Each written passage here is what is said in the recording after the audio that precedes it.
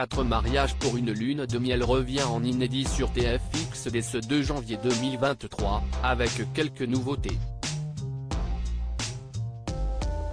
À cette occasion, nous avons pu échanger avec la wedding planner qui incarne le programme depuis maintenant 3 ans, Elodie Vilmus. Ce lundi 2 janvier, 4 mariages pour une lune de miel fait son grand retour en inédit sur TFX.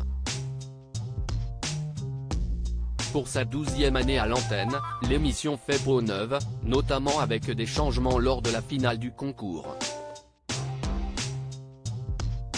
Elodie Vilmus, la wedding planner qui incarne le programme depuis 2019 aura la lourde tâche d'accueillir les candidates pour leur expliquer ce dénouement revisité.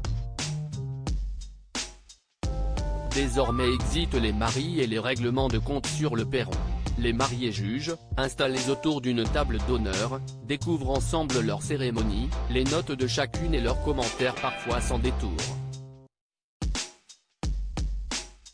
Pour préserver le suspense de la gagnante jusqu'au bout, Elodie Vilmus, dont les notes sont dévoilées lors du visionnage, viendra donner celle sur la robe de mariée en fin d'émission. Et ce ne sont pas les seules nouveautés de cette saison. Pour Télé Loisirs, l'experte des mariages, qui a convolé à seulement 23 ans, nous en dit plus sur ce qui nous attend. Je me posais certaines questions quand on m'a présenté la nouvelle finale Télé Loisirs. Quelle a été votre réaction lorsque vous avez découvert cette finale revisitée ? Elodie Vilmus, je me posais certaines questions quand on m'a présenté la nouvelle finale parce qu'on sait que le vendredi est très attendu dans cette émission et j'avais peur qu'on déstabilise les téléspectateurs. Mais à la fin du premier tournage, je suis allé voir l'équipe de production et je leur ai dit waouh, je ne m'attendais pas à ça. Selon vous, qu'est-ce que ces changements apportent à l'émission ? Les interactions des unes et des autres se font de façon instantanée, c'est très spontané et ça donne une nouvelle couleur au programme. Que ce soit dans l'accord et le désaccord.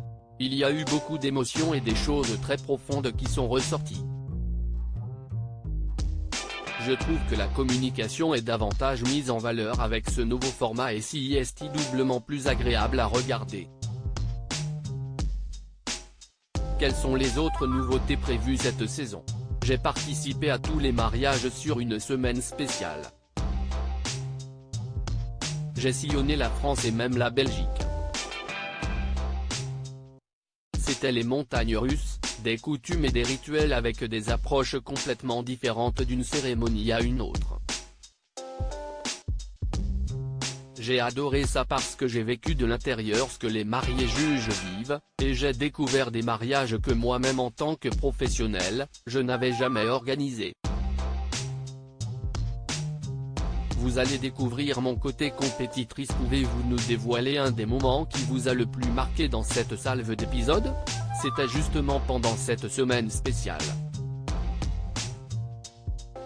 Moi qui suis très anti-jeu pendant les mariages parce que je trouve que c'est un peu la facilité, je me suis retrouvé à jouer au jeu des 12 mois.